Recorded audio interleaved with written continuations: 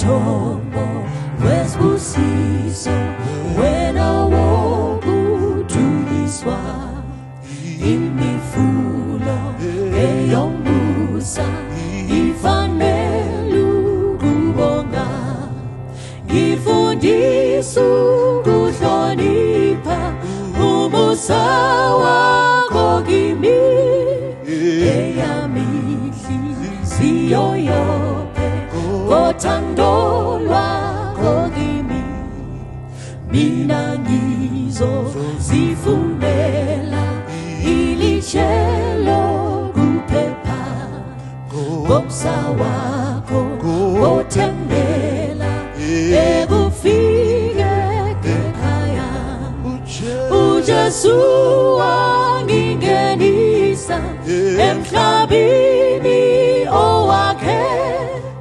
engozini ngasindiswa ngalo igazi lakhe ngicela elikhulu ngomusa owangipha vumelunga Kristu ungibuyise namhla ngosingise sebubini ngithoba phambi kwakho nansi inhliziyo yami beka uphawu lwakho ngicela elikhulu ngomusa owangipha vumelunga Kristu ungibuyise namhla ngosingise sebubini ngithoba phambi kwakho nansi inhliziyo yami beka uphawu lwakho.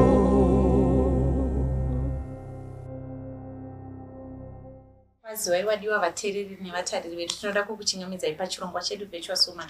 Pachirongwa patinokurukura nyaya dzemadzimai tine donzvo rekuti mudzimai wese aexcele pane zvawakasikirwa naMwari kuti uite.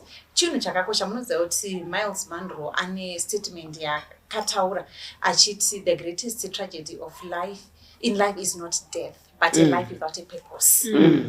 Kufirwa kana kuti kufa achizi chicho chinhu chatingati chinonyanyoswisa but kurarama usina purpose yekuti uri kuraramirei. Isu pano paVirtuous Woman tinoda kuti madzimai vararame vaine purpose vagoizadzisa zvawakatosikirwa naMwari kuiswa pano panyika une purpose yaunofanirwa kuzadzisa. Uchiizadzisa uchiita zvinhu nemazvo nemavirtues anotarisirwa pamunhu anotya Mwari. Mukati mezivara nhasi tine nyaya yatoda kuti tikurukure yekuti chimbomirai kundishanyira.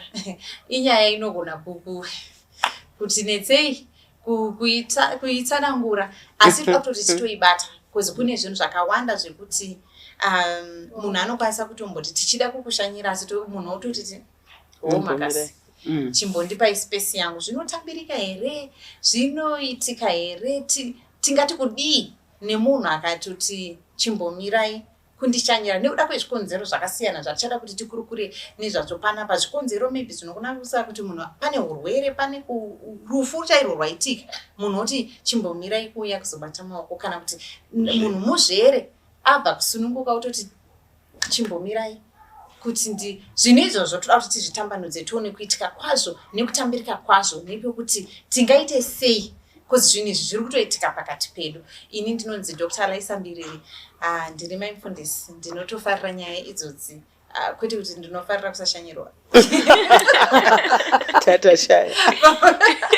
Aya vanoda kushanya uyai mushanye makasununguka regai tichingamidze vadare vedu vatitaurire mazita avo nekuti chingamidza tichatangana tsisi vari kukonawo. Kwaziwai vadikani vateereri tinokutendai nekuti joina muchirongwa chedu chezuva ranhasi pano paVirtuous Woman. Ini ndetwatakudzwa Shumba. Tinoda kutenda Taku nekuuya kwawaita pachirongwa chedu chino.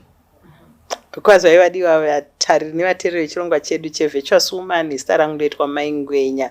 Inini ndiri munyori wemabhuku, ndinotaura nemadzimai zvakanyanya, uyezve ndinofarira nyaya dzine chekuita nemadzimai nekudzidza kwandichabvaonako pane vamwe vadare vari pano, ndoramba chingokurudzirai kuti ngatidzidzei tese.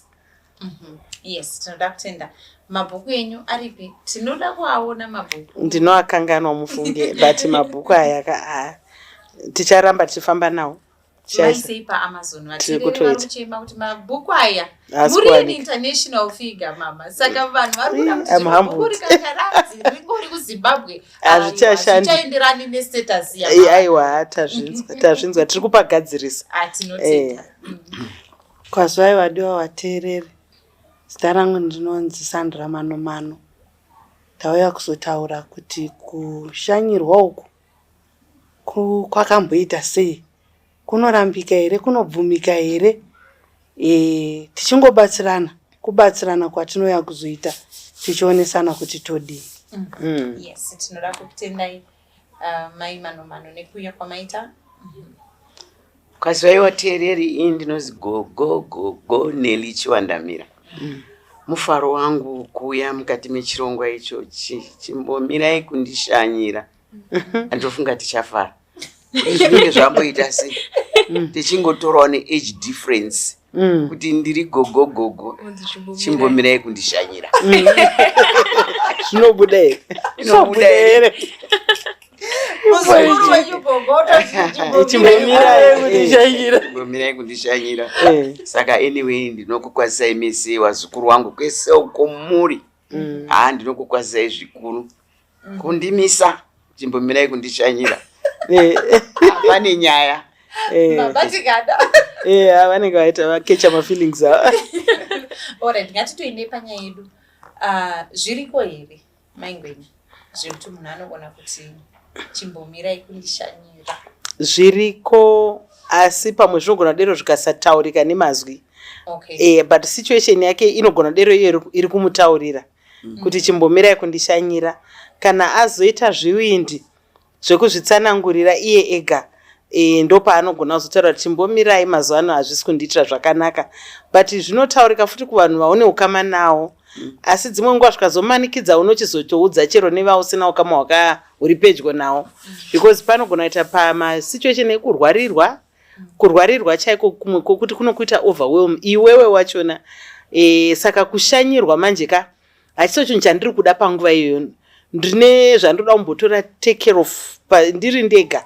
Kutoshanyirwa kwachona kunotondiremera, instead kuti ndirerukirwe nedambudziko ndatopa kuremerwa nevashanyi. Saka kuti imbomirai kundishanyira can be the situation, can be a verbal communication yokunyatsotaura kuti iko zvino ndokunge vanhu vabvunza futi.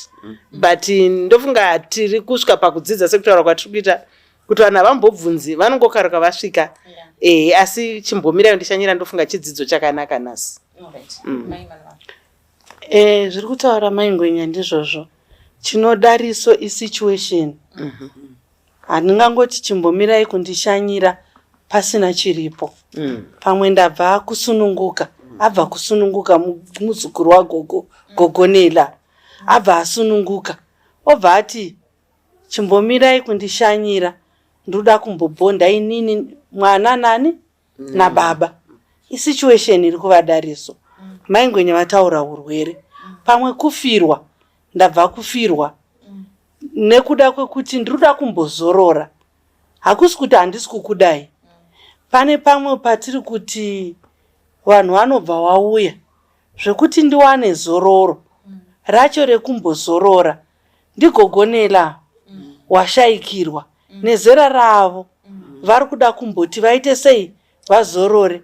Ndabva ndapinda ini namaingwenya tabva tabuda. Tichibuda pagedhi pari kuuya imimi.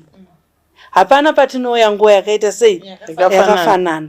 Saka dzimwe nguva nekuda kwezvazvinenge zviri, mumwe kana hama inobva yazoti wangu ari kurwara uyu, regai timbomupa nguva. Mukaenda kuchipatara ndopavanopiwa nguva, inguva yekuzorora.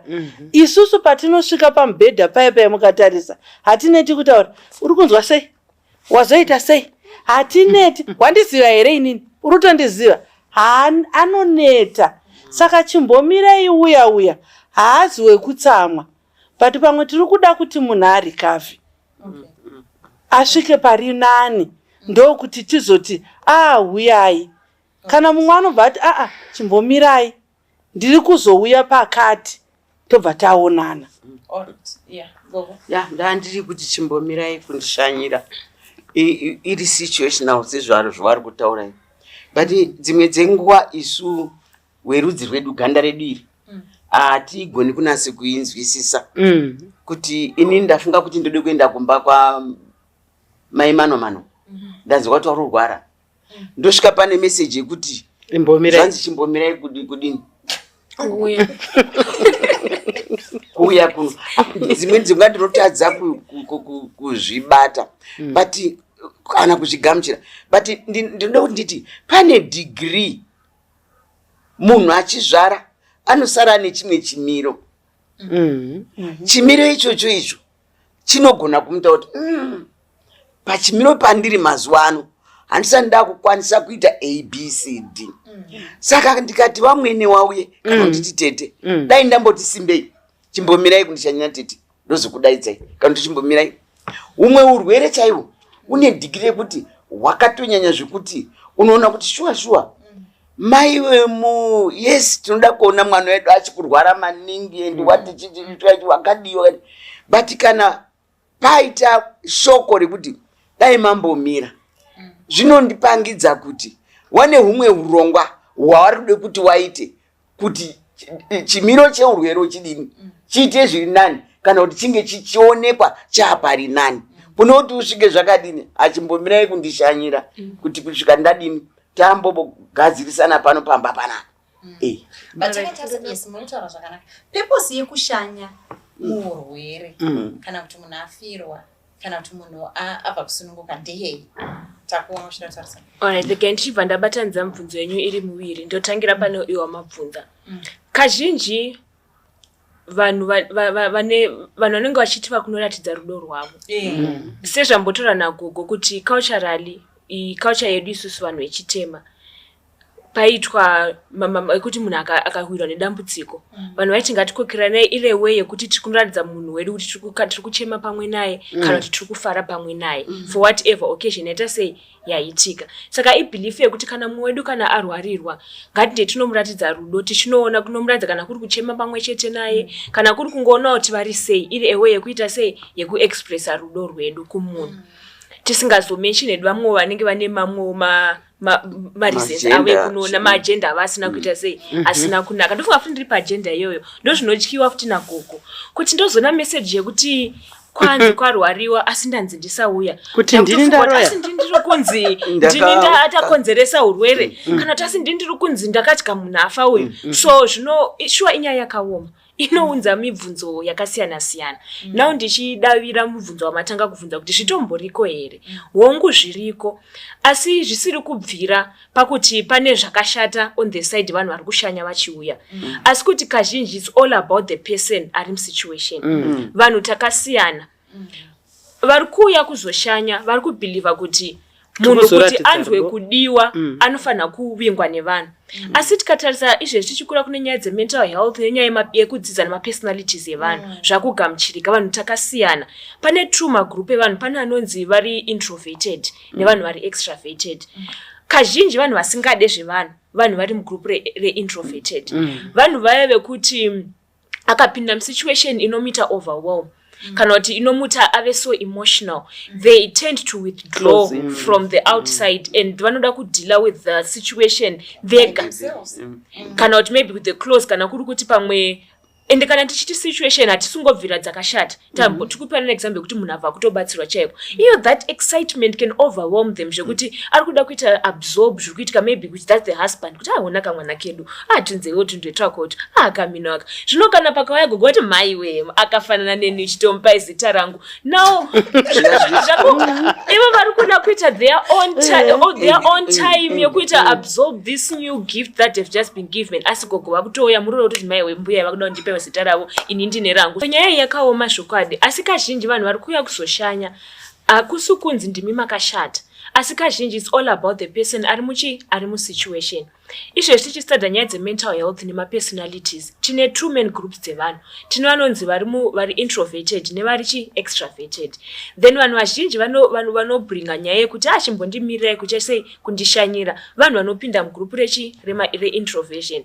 Vanhu vaya vekuti akaita situation yekuti amufadza stereki kana kuti arwadziwa stereki, they tend to withdraw from the outside environment. Anenge achida kuva musituation achifunga ega, kana kuri kuti arwarirwa anenge achida kunyatsonzwisisa kuti saka ndoishanda sei nayo. Saka imi vanhu makauya manje muri kudawo attention yake, so it becomes overwhelming for them. Kana ari mwana ari kuda kungofara nemurume wake kuti ashaona tunzewo tundetwakoto zvinopoya gogoneli ndivamwene kana kuti ndiambuya akakakazotora maziso angu motomupa zita rangu ndineli uyu ndineli uyu. So it becomes so overwhelming. Kazhinji ndo pandona panobvira nyaya iyi zvekuti culturally tikazviimpressa kutraya kunzwisisa kuti munhu akatiti chimbomirai kuuya tisazvitora in a hard way, asi titange tapinda mumashoes ake, then tobva tinoti zvinhu zvinoita sei, zvinhu zvinogamuchirika. Ini ndofunga nyaya uri kutaura ndiri kuira newe zvakanyanyisa. Ndoda kufunga kuti kana munhu abva kuzvara kana kuti whatever masituations ari kuda kuitwa, especially kana ari kuside rema-in-laws or any side, kana munhu auya mba muspace mangu ndiri kufanira kumuhosta, ari kuda kubikirwa neni, chero dei akasvika hagoni kusvika achifunctiona muenvironment mangu, achada kubvunza kuti sai uri pai, takufanira kuadjusta. It's not only kuadjusta physically, financially, space issues, and inini ndiri kutraya kumanaja paita a new addition in the family, a child. Hansati ndazvimanaja zvese inini, pochuya vamwe vanhu vari kuita vana gogoneli vakuda kubikirwa tii, vari kuda kudini, vakuda kuchinjirwa machanel eTV, vari kuti zvandidye ndoda sadza rezviyo rinoda kuzonotsvakwa. Saka iwo uri kutotambura nemastichi kana neoperation kana nemukaka hausi kugona kuumaneja, hausati waziva chero unotanga nekukritisizwa manepkeni emwana afani kunzaro, zvakazoti zvemwana afanoda, saka hauchazivi kuti saka inini wachona handisati ndazvimaneja, handisati ndadini. Ndoda kufunga kuti kana ndiri kutora hangu situation yekunge munhu atopona vabereki vasipo kana family isipo kana shamwari, kana iye asina kuita call for help, it's either ari introverted or ari independent. Maybe anenge achitori independent. Saka I think zvinenge zvichida ndezvokubvunza munhu wachona musati mapinda muspace yake, is this a good time? Kuti tingonzwa kuti is this a good time, tinogona kuuya here, zati alright maybe chiuyai kana next week kana chiuyai kuswera mangwana. Ndiri kuzviudza kuti mentally I'm ready, yamambotaura mental health, I'm ready to welcome people, to host people, to cook for them. I have a plan. But zvongokarikanwa kuti kokoko tazoona mwana wabvutirwa rekeni hauchazivi kuti ndochidini zvino. Vanhu chamunozongoona imood kana madisappearance okuti ndombopinda mubedroom ndoti nya. Saka vanhu vanozvicalculata zvisiri izvo futi. Saka kutongotaura hangu kuti chimbondimira ndofunga kuri nani. Ndoda kuti maybe inoanzwa nagogoneli mataura kuti munhu uyu pamwe mukaka usati wakutobuda chichi haisati chabuda gogo ndova nesolution vari kutouya vachiti kanga nyimbo nenzungu ndikubatsire kozi une mastichi tikakubatirawo mwana zvichakubatsirawo pauchamhonge uchida kurara. Vari kutouya vachitobatsira from a point yekuti muzvereka hagoni kuzviitira wekuti anoda kubatsirwa. Nyangwe tikasapinda mukicheni tinogona kubata mwana. Inini ndakambozviita mumuroora wangu aita kamwana, ndobva ndamuti ndiri kuda kuti uye kumba kune vanhu vakawanda so that tinokubatsira mwana. Zvikanzi I'm managing, I'm fine. Ende asi munhu mukuru kamuroora kechidiki. Saka kana adero muri kufanira kuita sei? Musi. Because that no I'm managing. Otoona kari kutomhanya. I mean, is it okay tikakutora tiri kuda kuexercise zvese? Zvikanzi no. Asi wechitu ndichada kungarikira kubatsirwa. Chero wekutanga wani ndakatoita wani. Anti makatouya muchinoona ndiri kumba kwangu. Ende takatomona ari kumba kwake zveshuwa. Tichingotonoswerawo ende ndotoona kuti kuswera kwacho kwaitove overwhelming. Ndachiro kuti pemambotaura. If we take chimbomirai kundishanyira, ini ndiri kuona ne-positive side yekuti munhu uyu haana kuti handidi kuti mundishanyire. Haasi kuti handidi vanhu. Haasi kuti handidi vanhu. Ari kuti chimbomirai.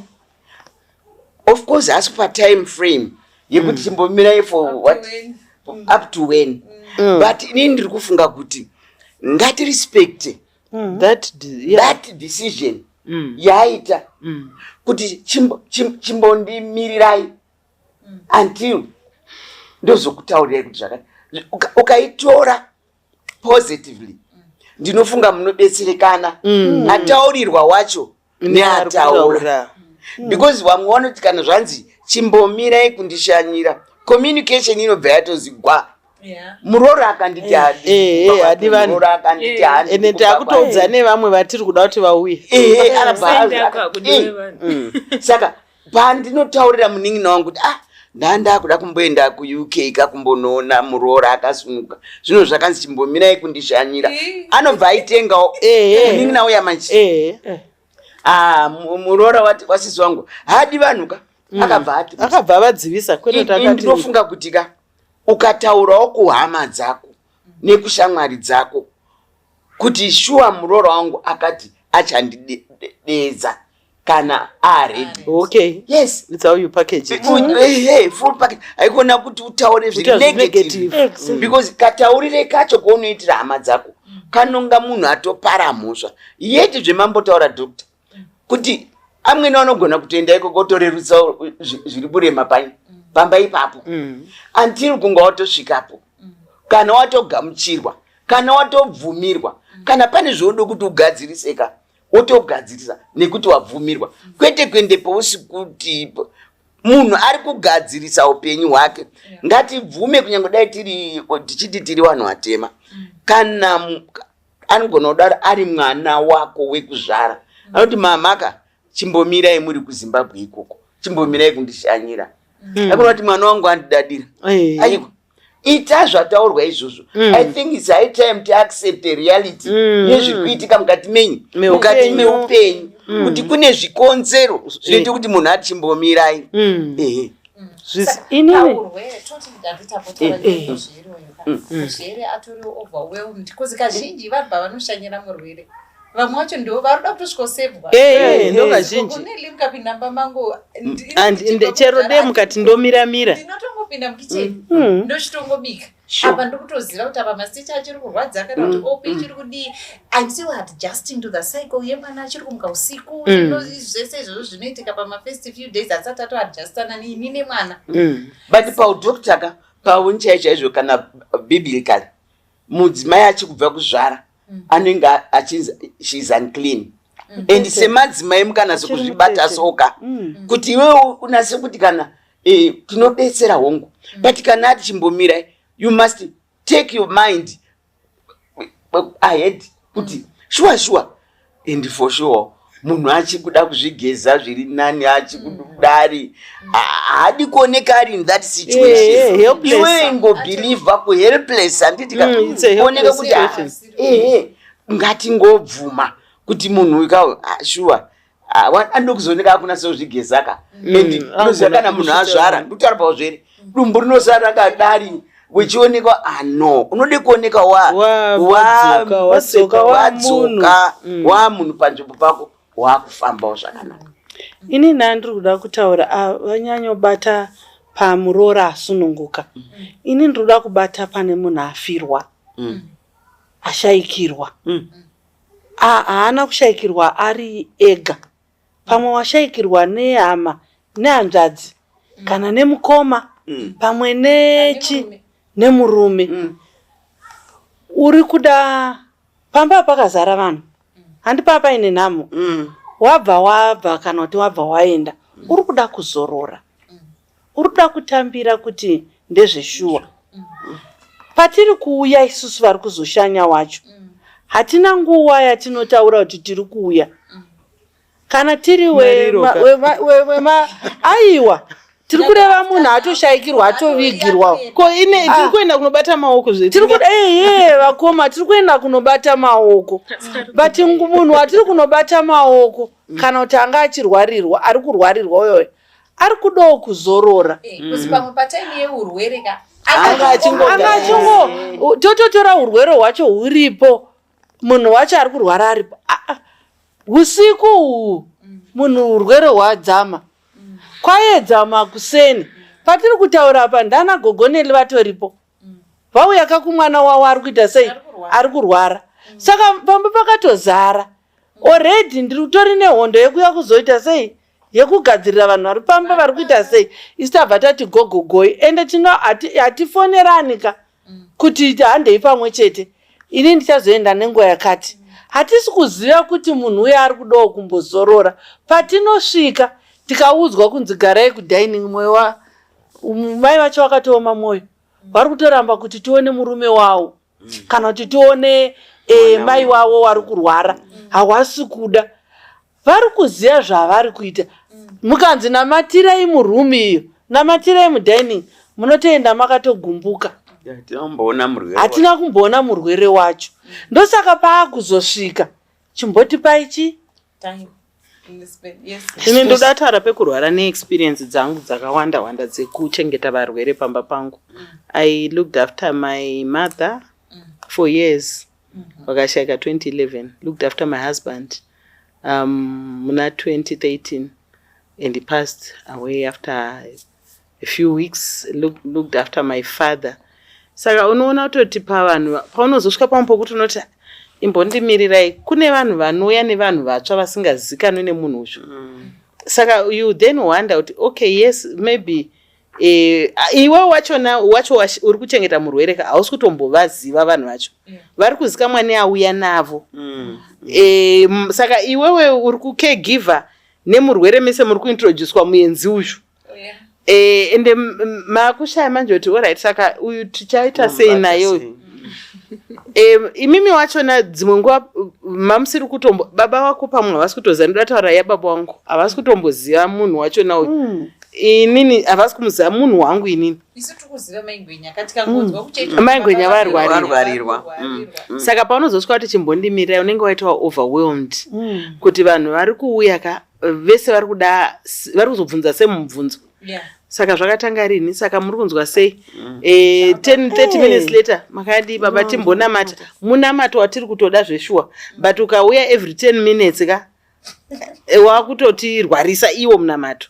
Saka ndoda kufunga kutoti kana munhu achiti mbondimirira zvimwe ndezvekuasisa ndosana mboti paipa situation yachona inogona kungoti ngatisvike tinonamata pamaingwenya timbova panguva yekuzorora zvotoda munhu anogona kuprocessa zviri right. I remember wangwenya vachirwara varipo madzimai akauya vari 3 wabva wati hatisi kuda kutomboona murwere iwewe hatine newe tauya kuzoita all night panapa rara tozati you have not been sleeping ingotiradza room yatingashandise tisingakudistebhei. I showed them a room. When I woke up in the morning and I slept whether vainamatira wokuti ndirare I had not been sleeping for weeks because munhu wangu airwara kazvokuti anga asina zvazvisisina nguva ende kwakusina umwe munhu anga asingadi vamwe vanhu. Saka ingo kuti ave compromised and wareview zvese caregivers vari kuya vachienda but nguva zhinji ndinange ndinaye. Saka when these women came I felt like ndakatakurirwa dambudziko ndakuremedzwa because usiku ndakarara ndakumuka kuseni vanga vatoenda madzimai waya havana kana kundibvunza kana unokera kana kuti vangoti tata kuzokunamatira kukushingisa nekukumisa. I think vanhu vakasaziva zvavari kuendera ndosaka pachizoya chimbomirai. Vamwe vanouya voita madziro committee vamwe vanouya ipapo vachingozota mambotiraya zvokuti here mambotiraya zvokuti ozati apa uri pamafinal stages mambotiraya kune mushonga wekensa wakati oza kune masolutions emushonga wekensa akawandisa wokuti ka sa unozoti ichimbondimirirai chirega timboshandisa one iyoyi iye wacho ari kurwara hachatoziviwo vamwe vari kuya neuyu. Saka vanhu chavasingazivi chekuti ari kurwarirwa neari kurwara vese vari kurwara. Saka pandoti chimbonimirirai ndiri kuti handisi kuchagona kuzvitakura nekutakura wangu nekukutakurai nekutakura dambudziko. I'm trying to process munhu wangu ndikutoona kuti is wasting away ari kutopera nguva ende vanhu vari kutowanda vamwe vari kuuya ka zveshuwa vane genuine love is coming from a good place but inini wacho ndiri musituation ka tiri kuda kuprocessa zviri kuitika kwatiri and it's not only kurwara kuri kuitika ka pane neatening yelife pane zvinhu zvinoda kugadziriswa munhu achirwara kudaro pane malawyers anoda kumboya pane vanhu vanoda kuvhurirwa space vari critical pastage yatasvika iyi.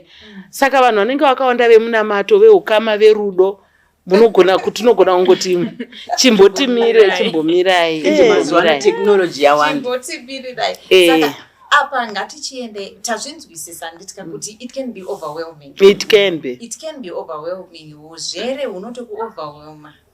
Urwere kufirwa tabhoita after a draining process yekuita kuti ahwarirwa kana even nyange death yacho ikaita sudden.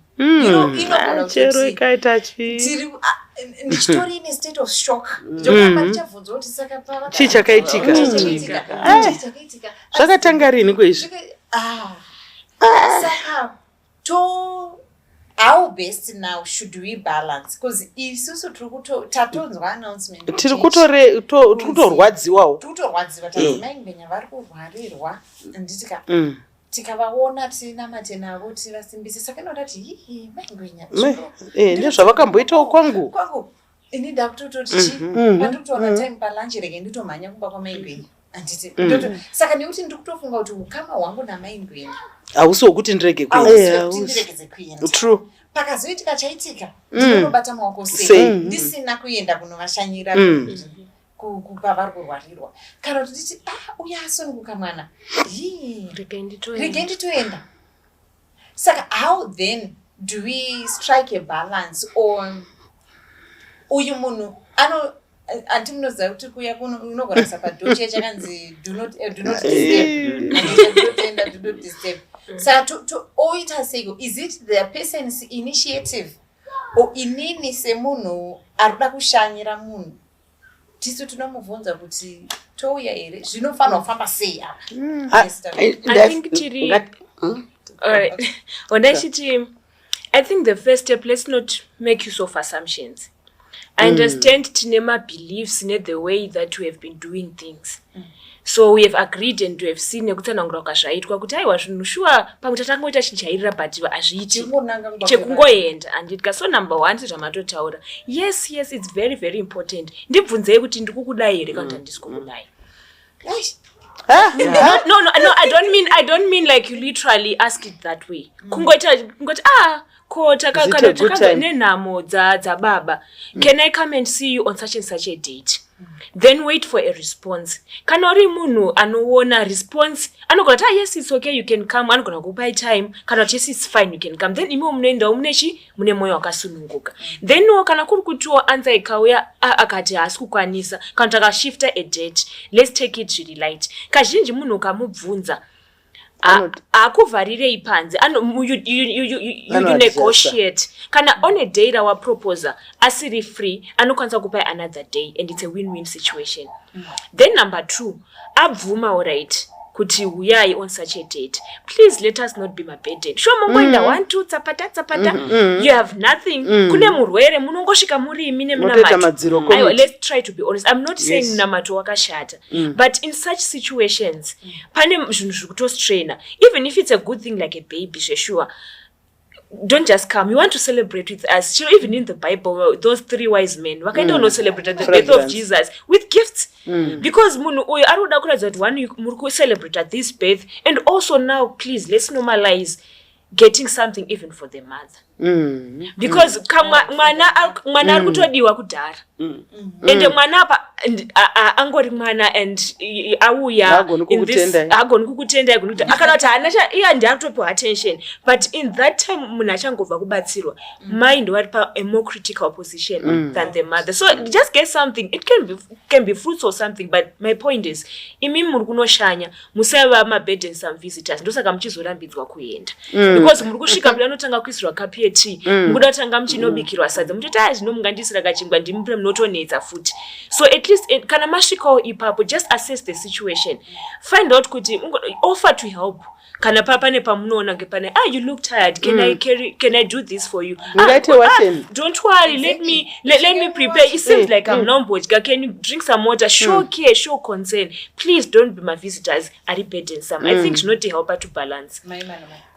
Vakutsigirana nezviri kutaura natako kuti yakadarika nguva yekuenda kunoona murwere ari kurwarirwa. Muri kuenda nemafurutsu. Svikai muti maingwenya, endai munorara, endai munozorora. Isusu tauya pano kuzoklina. Vanobva vati aiwa pane mubatsiri aripo, mubatsiri wacho ndaende kunorara tipei kana iri washeni kana iri ironing, nekuti pamba apa pagara paine vanhu kudhara vari kuda kuitirwa. Saka isusuka ngatiendei tinorakidza rudo rwekuti kana tasvika tanzi namaigwenya vanga vachangopinda kurara handei kugazibha, tonosvika togara ikoko toimbira tonamata tiri kupi, tiri ikoko. Kana vazomuka movaudza kuti kune vanhu vanga vaita sei, vanga vauya, zvakanaka izvozvo. Kana pari pafiwa zvataurwa naTaku, kana mukamubvunza anogona kukuti madii mambomira, ndinokupai vhiki rino ndine vaenzi, kana kuti ndakabatikana. Atotaura tobva tatataura pachikuru, pachiungwe pamanyika vamba tataura pachiungwe avharira kuti chimbomirei chimbondipai nguva. Nyange muchiziva kuti ari ega kumba, nhamo yakaitikira uko, iye akadzoka ari kuda time yekuzorora. And then paanokupai nguva yekuti huyai, imimi muri kuenda, ndo zviri kutaurwa naTaku, hatichaendika takabata chinhu. Ko mumwe anobva atokudze kuti imimi musauye kana kuri kuchechi, muri munhu wamunopinda naye, anobva ati kumba kwangu musauye. Don't worry good people, I'm coming kuchechi. Mundibatira maoko kuchechi. Hazvina kumboshata. Munhu uyo ane zera ragogoneli ashayikirwa. Mukaenda kumba kwake, muri kuda kuti asimuke, iye ari kuda kuzorora, apedza pamwe 2 weeks ari kunhamo yehama yake. Akaneta, saka azongoti chiregai ndiende panzvimbo 1. Ndinotsanangura zvazvitaurwa namaingwenya zvezve zvekuti regai ndingonoyeseka hwani ndipindure. Munoungana paarika mosvika obva akutsanangurirai zvakafamba zvakadai madzimai nemadzibaba, mobva manamata mamupa kuzorora kwakaita sei. Pati kuchivanhu kwedu zvanga zvisikwa hazvitambirike, anodada ada kuvharire mumba make chicha asingade kuti tione. Ende zvikutora maingwenya ndezvekuti zveshuwa tikasvika kumba kwacho kwamai kwati gogoneli kana kwamaingwenya tichambotarisa kudai nepatisina kupinda aiwa regai nditaure mukoma, nemubedroom makarara murwere. Aiwa regai ndizvitaurire ndega, ndini panapa mese muchine varume kana veyasati arora. Do you know kuti I would get shocked nevanhu woti wainzwa akunoka pabedroom mamukoka kucommon room uko. Anti takapedzisira tachinja bedroom redu remazuva ese, tatoisawo mune kamwe kabedroom kuitira kuti at least vana kokokoika munhu uko 1 izvozvo. 2 bedroom redu riri papassage iri kubva kudriveway kuparking. Saka vanhu havazivi setup yemba, handiti vari kubva kunamatawo. Saka unotonzwa macomments vanhu vachipfuura apa, ende murwere ari kunzwa macomments aiye harwara apera. Saka 1 panda kuti mbondimirirai ka isakatozopedzisira tabva pamba. Because it was so stressful. It was very stressful for not just for him but also for the whole family. Vana vanenge vari busy saving, you're busy ushering people in and out and making sure kuti ende dzimwe mwakangu anti vamwe vada kubudisa ndimbokuonai panze uri kuona ruperekedza unoona bedroom mazara vamwe. You know, it becomes imba iri public zvekuti iwo pachako hauchisina control. I know kuti it was all coming from a good place, but I'm saying for those vasati vasangana nazvo ka, they don't know the psychological effect on the one akatakura dambudziko iroro. Saka ndofunga panoda some means of communication, and actually there are no cookie cutters. I love that word. There are no cookie cutters to these situations. Saka inongo zvongo zvitaridza zviri different, but ndiri kuti 1 dzimwe nguva munouya ka mauya ngwarira zvamunotaura muri muenvironment. 1 vanhu vauya havasi kutombozivana, vanotanga kunyanya murwere wacho nomwe akati akupera kwaita ka hararami. Ende pauri kutaura pane shamwari best friend yemwana wacho asinawo mafilter obva akusvitsai mongogara makutochema macomments. Umwe ndeanosvika unozati ava ndivamaova. Kana achisvika anotanga kuti maiwe zvangu munhu amupenyu haasati afa kufane kurwara dzuntu zvakasiyana. Saka ndiri kuti inini munhu asvika ngatizive kutoti chii chatiri kunoita, tiri kunorerutsira uyu. Nyaya ndeyekurerutsira uyu ari kurwara number 1, neari kuchengeta murwere nokuti munhu wese ari kuuya ihama munhu ane chekuita nemunhu ane rudo. Of course there are a few strangers vanouya out of curiosity kana kuti vanongobatikanawo nenyaya yachona, not just curiosity, but ndoda kufunga kuti unogona kungoinzwa nyaya yachona ungonzi regai tinonamata, kana maybe utongonzwa kuti ishirikadzi. Ini ndikangonzwa kuti munhu ishirikadzi handifunge kairi, ndoda ndinotongofunga kuti ndine kamushonga kekurapa shirikadzi. Saka dzimwe nguva tinotobvunza isusu kuti touya here, are you okay? Is it okay for us to come? Ndinonzi Maingwenya ndotungamirira boka reshirikadzi. Is it okay to come now? But please touya, ndime wandiri kuda. But ane vamwe vaasiri kuda because havana manotsi. But ari kuda Maingwenya panguva because ada kubvunza kuti nemi saka ndichazoita right. Hagoni kukubvunza imimi. Hamuna answer. Saka pane vanhu vari relevant panguva idzodzo. Yes. Vasiri munhu wese.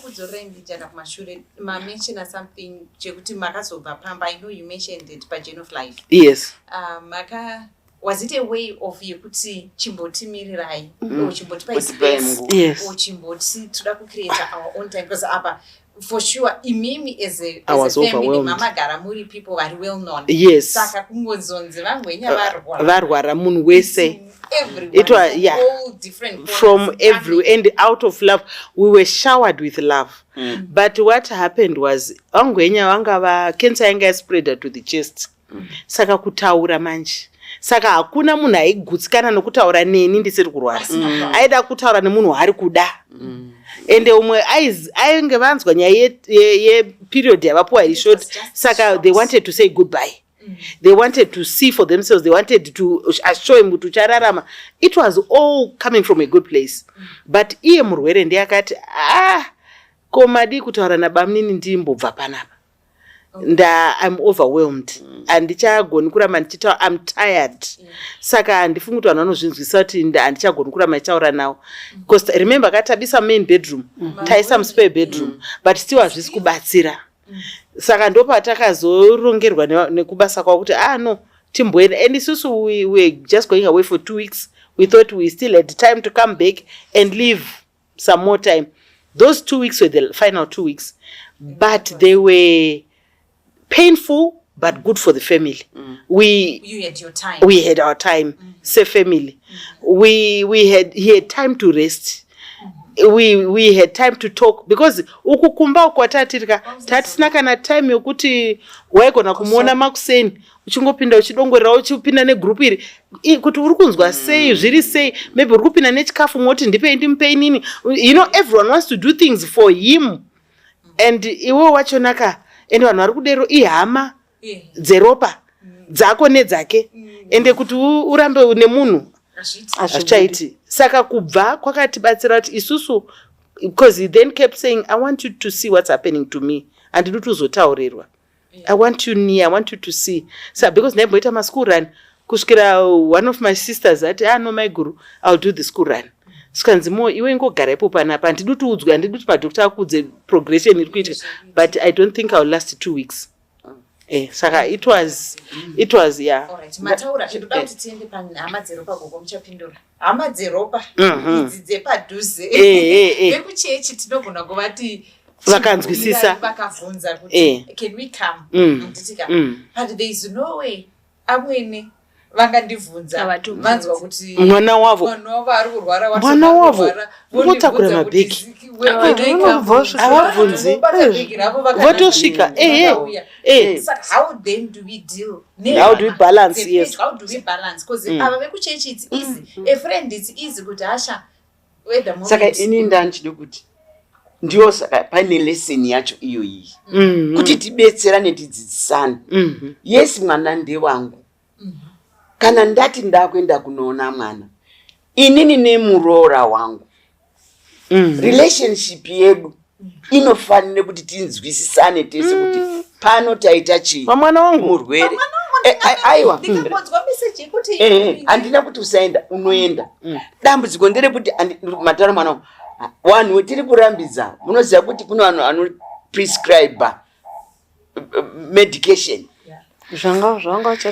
Kungouya bedzi saka chimbomiraiko kana vanotanga kutaura kuti kune mitombo yakenzi wakati kwane mushonga wekenza munyowani izvozvizvi inourayisa munhu daisiyai itai mahebs izvozvo ndo zvinoita kuti chimbomirai muchazodinei muchazoya but kana vari mai vachiripo mukanzwa vati ndoda kuya kumurora kana kuti kumwana wangu many times mai vanenge vari kuita genuine ude kunodetserana neni vashoma vanode kusvika vachitaura kuti hausi kugona kuchengeta mwana wangu zvinhu zvakazodari dai tambofamba taenda unonzwa vamwe chitanzi inzwai vanoti muhospitari wemaisa yewaisa mwana wangu handidi why don't you go private handidi mukona saka muchizi chimbomirai munoti ukauya wakunototora take over mapiritsi aya uri kupa haitika kana vanouya vanoda kusinika ini mahebs ava mushapwe ndambouya nekagushu aka iwe uri hauzivi kuti kagushu kacho kari kunoafekta liver yaafektwa kari kakamira sei saka ndiri kuti idi chimbomiraika handina kuti hamusauya saka kana vari vamwene mazuva ano kwaane communication yakanaka chaizvo but chinonetsa ka munoti chimbomirai munhu obva afa unotangira papi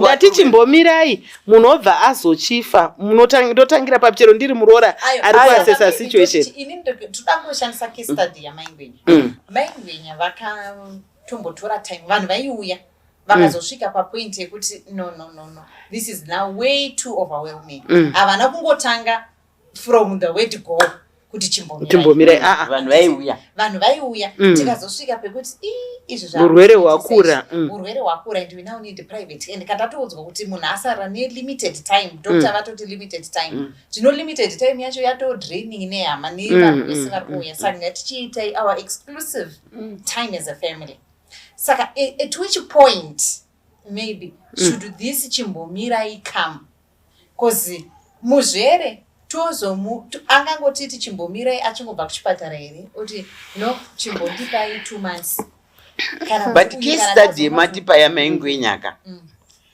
vabereki wavo wanga vachiripo here chinonzi kuafrica mubereki chine chiripo mwana womunin'ina wangu mwana wangu because inini kana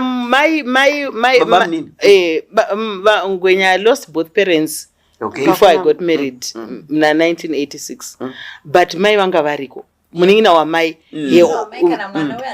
only sister ndo vandakatororwa vari mai ndivo mai vandakangosvika vari mai saka pakarwara ndo vaitotiwo ndo vanga vari mai vake zvokuti inini handamboziva chimwe munhu asiri ivavo saka paakatorwara mai vakatotakura bhegi vakaita sei vakauya mai vakatouya saka kuti mai kana vatouya manje wototi at least mai vemunhu vauya ndo vava kutobvunzawo guidance saka mama todini ipapo mai ngwenya hazvaivamisa hazvaiti pavakati nichambonobuda kuenda 2 weeks timbonowana nguva nemhuri mai vamwene vanosara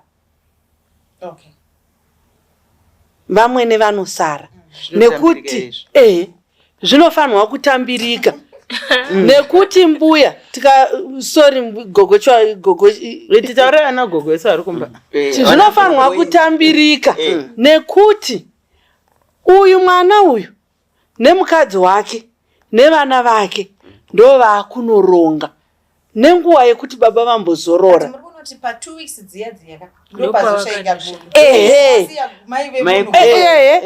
vana mai ngatibvumei kurumura ngatirumurei mai kana vasina kunge vakarumura zvinenge zvisipo mai kana makabvuma kurumura mwana ane mukadzi wakeko nemhuri yake nyange parwariwa apa ngatibvumei kurumura saka maibuda navo 2 weeks vada kunzwa inini vamwene vangwenya vakabatwa kensa kusouth africa vabatwa kusouth africa ndobva tauya mai takatowana varipo pamba infact mai takatoenda kusouth mai varipo here mai vanga vauya ndobva taenda kusouth ndobva tadzoka mai varipo ndobva vaona mwana wavo ndobva aitozvifambirawo hake munhu wacho yese ari kurwara but vamweni vangu vanga vane background yeoncology. She was an oncology nurse. Saka vaiziva process iri kuitika. Ndobva kuti ndakumboenda kumba because vavagarisa mazuva akawanda. Saka pakumboenda kwavo kumba ndo patime yatakadiniwo isusu yatakawana 2 weeks dzedu tichibuda. Musi watakadzoka munhu aideteriorata every day. Saka musi watadzoka isusu ndo musi wakadzokawo mai wakadzoka that weekend. And she was there for the final days. Okay. Yeah, she was there for the final days. Ndo vaitotudza zviri kuitika, but inini language yacho yechimedical ndandiri 00. But mai vainzwisa zviri kuitika. And she kunamata nemwana wavo. She helped a lot. Zvakabatsira even by the final moments zvakabatsira because mai vanga varipo. Inini ndandisiri kutonzwisa. My own father was there. No, my father vanga vadzokerawo futi vakazouya munhu ashaya. Muri kuona kuti pane blessing yenyu iri pekuti this person is in oncology. Yes, so haasi draining semunhu ari kungouya mwana wangu ari kurwara achiti inini rakadaira kuziva ini ndine chichi vanotori neruzivo. Saka muri kureva here vanhu vaMwari kuti inini kana ndaakubuda naye ndaakutobuda kuti ndiri kuda kumboita nguva nemurume wangu nevana ndakutobuda ndakatakura. Muri kubudirei kandi muri kubudirei? Tiri kuda mwana ataura kuti ndiri kuda kumbowana nguva nemhuri yangu ndimbozorora ndiwane kakuzorora. Handiri muri kuona zviri kuitika pamba pakazara. Ndiri kuda kumboenda ndinozorora. Saka muri kureva kuti ndokukuta zvese. Mai wangu kawachange waripo wadoda kumirawo neni. Mai wake wachange waripo wadoda kumirawo nemwana wavo nevana vangu. Hanzvadzi yacho mukoma wacho anobva ati neni handisari.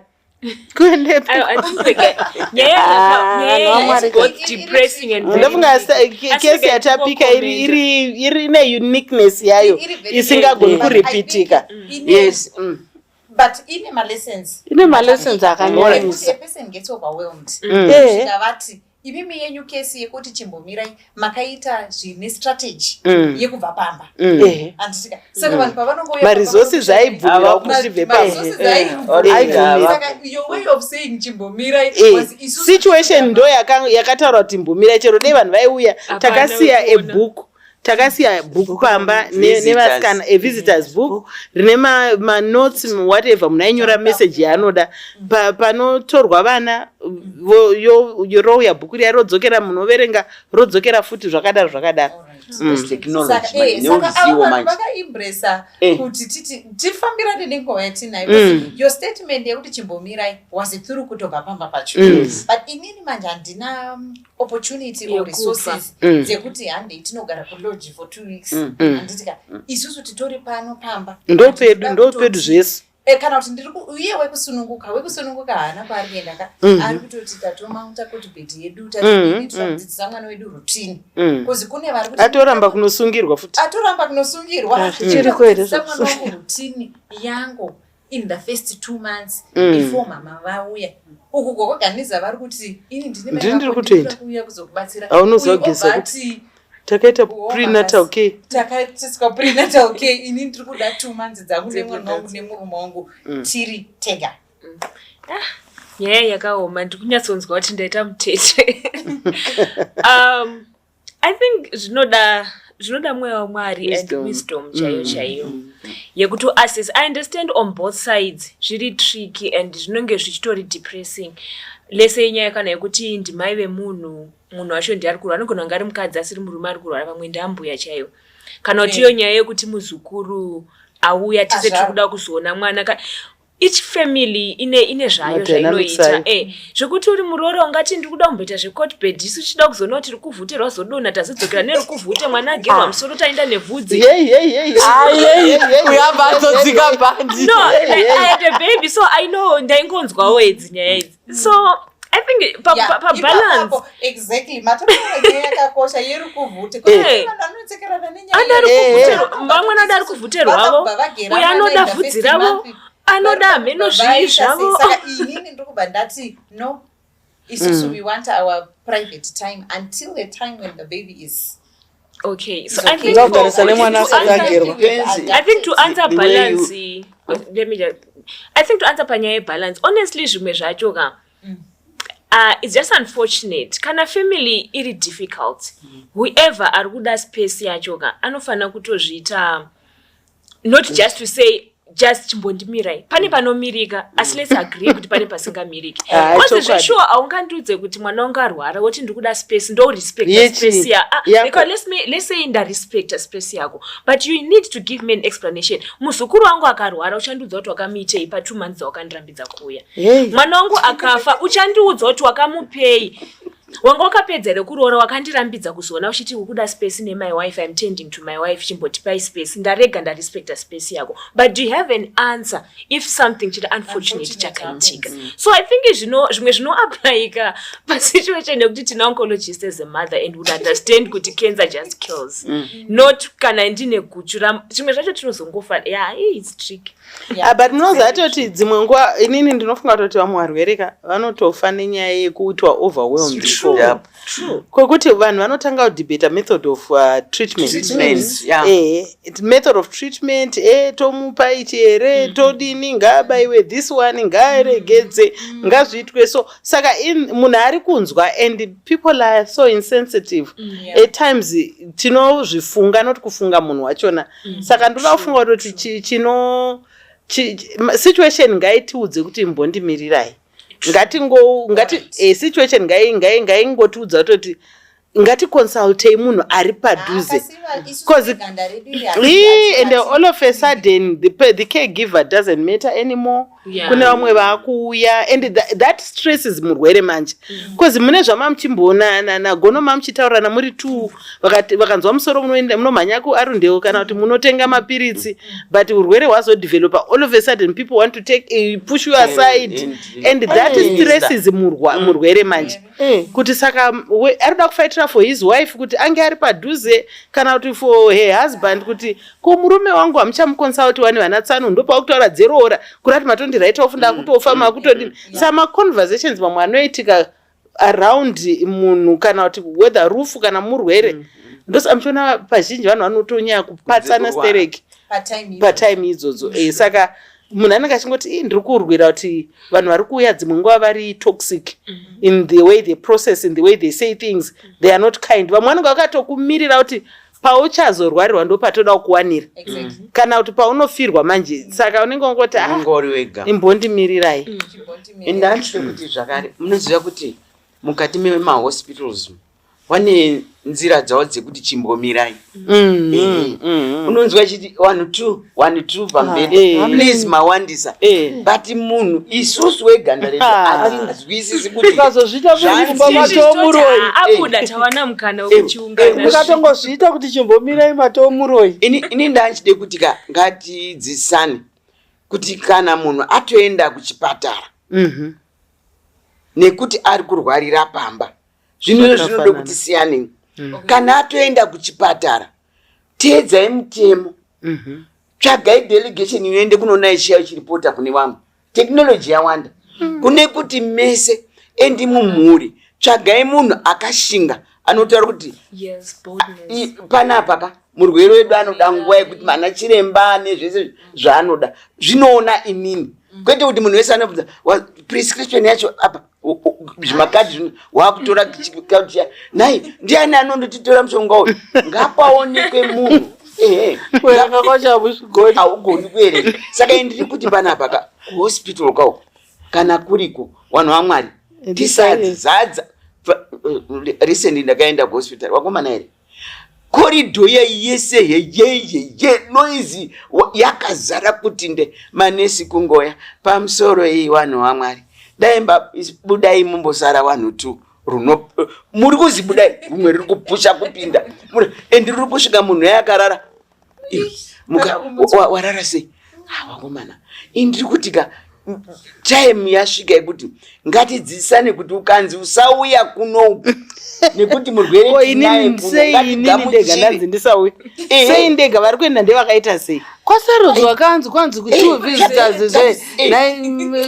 zvavari kutaura gogoneli ndakatozvionawo pane vamwe vairwarirwa pari kunzi pari kudiwa munhu 2 kuhospital but munobva mese muri 15 gumba 2 vacho ndo vari kungonopinda zvanzi chii mese maenda kuhospital kodai mamira henyu muri kumbaka tuvai ndo vaenda indira kutotsikirana naguko neni kuti zviri kuhospital ka mitemo yekuhospital ngatibvumei kuti tiitewo futi gumba chimbomirai muri kunzwa kuhospital kwanzi chimbomirai ka kumba kana kukadanzwa hamuna kudzingwa kani hauna kunzi uri muroyi kana kuti ndo wakauraya hapana kungoti space vari kutarisirawo kuti mukamupa nguva zvinoita kuti ave nani agonzwa zviri nani agodii even uye afirwa uya ari kuti chimbonipaiwo nguva yekuti ndizorore jeni yaafamba achirwarirwa iyi yakanyanya iyi saka chimbonipaiwo nguva nditesei ndizorore aiwa anengapuwa drug rekuti azorore pahosha yainaye muhospitari imi muri kungosvika waswera sei mukambezi akotsera imimi muri kuti maswera sei anosvika bvunza wandiziva ndinani inini ndinani hakuma inini maimbiri ndakamboti ndakanzi nerimwe boka pane vamwe anti vanhu vanouya nemapoka kuzobata maoko munhu atochengetwa vabva vazvinzwawo vazouya saka ipapo handizoti ndandaita sei but I was on a certain drug raingondirarisa saka vakasvika zveshuwa ende rinokutorera simba kana rekuchema kana kuti chii saka vakauya ndandatonetawo zvangu saka ndaivaona but I was reacting zviri very slow zvokuti the night before Wangwenya was buried I was rushed to Arundel you remember I was rushed to Arundel saka ndikanzi BP yake iri way too low atiri kufanira kutomuadmita svikanzi nevasikana vangu vaniperekedza svikanzi tasiya coffin ririmo vakangondiburitsa svikanzi tasiya coffin ririmo weekend ari murume akari kuigwa mangwana saka ndobva handisa padrug rakati just to manage her blood pressure which is she's losing ngarekere BP saka vazouya it was a few days after saka ndiri on that drug ndobva vanhu vagara madzimai vari kubata maoko svikanzi vachachemavo uchachema iko zvino hasi because I couldn't even cry semachemere svikanzi achachema ko ndozvazvinoita uchakabatwa nechiveve kandizvo ndatopuwawo drug riri kutongondirarisa zvoti saka paunoti atinotaura saka at times chimbondimirai ndichotora dei takadiko takati vanhu vambomira kusvikira drug rapedza basa munhu adzokera panzvimbo wakuto mashoko acho auri kutonzwa ipapo unotongoshamati okay infact ndo chivanhu chedu ndofunga ndoda kungotaura kune vanogona kubatikana nevasina kumirirwa vacho vanhu tichatouya without your permission but we are not coming ndingoti pana patiri kueducatana kuti kana tazoenda ende takabata zvibatwa ende tinorerutsira munhu vamwe ende tinobisa munhu panzvimbo ti ngarimbobuda newe ndamboya zokutora uswere kumba kwangu imboenda kusaluni imbonimbotenderera newe mbofema mweya usiriwe pano prescribe madrug zvese izvozvo saka ndikuda kufunga kuti kana tiri kuti munhu ari pasituation isusu ngatiendei setherapy kwete kuti semutoro wekuti munhu anosvika uremerwa kushaya kuti ndinondodyei zvino vanhu vobatei vari kugarira madziro committee vari kugarira munhu wachona wotonzwa uchiri kutonyewa maboard meetings akutoitwa zvese izvo dei tabatsirana panguva dzokuti situation ndio iri kuti chimbondimirirai ini ndinofunga kuti sevanhu tane awareness anditika let me when I'm reaching out to someone regai ndibvunze kuti how best do you want in your space how best should I assist is it okay if we come now munhu otaura zvaari kuita sei zvakasununguka nyangwe tiri it's not given kuti nekuti it's my young sister tosununguka kana ari kutondida kumba kwake ipapo haasi kutozvida saka ngatijaireiwo kuvhunza kuti is this okay kana munhu ati because dzimwe ngomwe achanyara kuti nditi gogoneli zvino ndichavati vakati nai muroora ndoda kusvika ikoko kuti ndichavati musauyeatoti nditumira location ndigogoneli vatoda locationfunga kuti nekuti do you need anything ndikuuya ikoko bvunzaiwopo mude kuenda kuti pane zvimwe zvendingakudetsera nazvo here munhu kana ari munhu wakasununga notaura kuti dai mauya mumba mangu shuga yanga yakudini yakupera kana kuti drinki vanhu vari kuwanda dai munhu anosununguka newe unosununguka ikoko unoti there is a purpose of going there. Yeah, let's normalize kuti mumwe munhu asida kushanyirwa. And I think kana ndiri kutova overwhelmed ndinogona kuwana way yekutaura naye kuno umwe munhu anogona kusvitsa message kumuri kuti find izvi zvinoda itambolimita tamborijusa because zvinokwanisa kutibatsira, but of course kune some sections of our family members avasingatauriki that statement aireve to them. Yeah. Yes. Saka those people, it's so true. Vasiye vakadaro and I have to learn to manage. Kuti alright, even then I'm so overwhelmed, even kuri kuti uzvere urwere after kufirwa, there are certain members you should know your family. Know your family. Know your family. Know your family dynamics. Bekuti ava vaziya ndikoni kuvaudza kuti vamwe ndevekutoti Dr. Lisa kana ndikazi ari kuri kuya vanhu vari difficult vari ma-in-laws angu ndogona kuti my sister uya ukakumba kwangu vana mama vari kuuya inini handina energy chiuya uzoita take care of them umire in my place. I think that's also managing.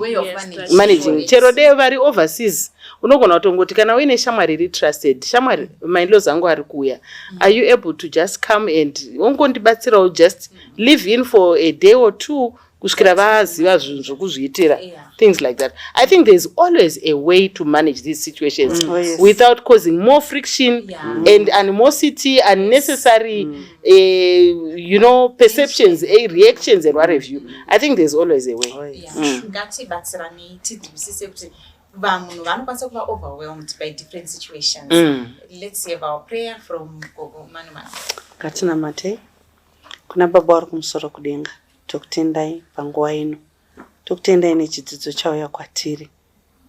Chidzidzo chakakosha, chidzidzo chinofanirwa kutibetsera mukati muupenyu, chichitungamirirai zvatadzidza nhasi zve zvinoaplaika mukati muupenyu hwedu. Maita henyu Mwari kubva zvino nekusingaperi. Amen. Amen. Petone muchinjiko pane tsime kwaro mvura yekurapa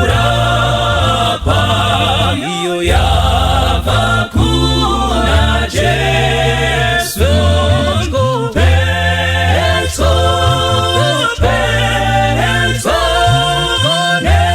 Mchinjiko wenyu ndipo panozorora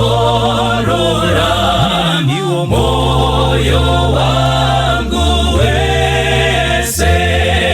Petone muchinjiko mutsawandiwana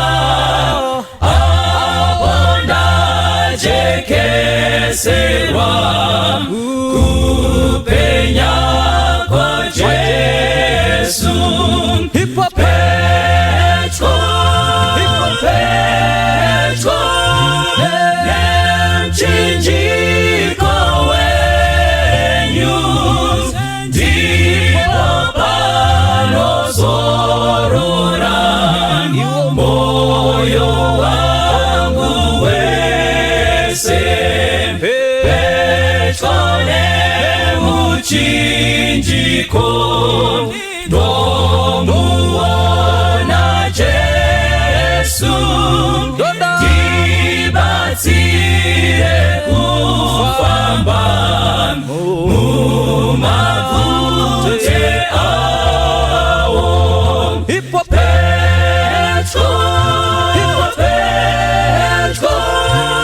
nemchinjiko wenyu ndipo panozorora moyo wangu wese. Petone muchinjiko ndoina ndoiva yakandizosvika iyo kwerwizi. Petro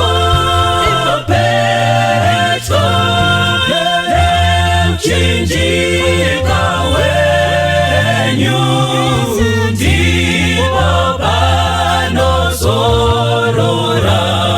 iwo moyo wangu wese. Petro, Petro,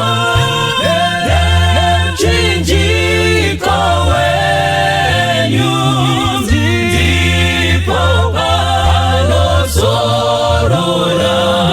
iwo moyo wangu wese. Ndipo panozorora iwo moyo wangu wese. Ndipo panozorora iwo moyo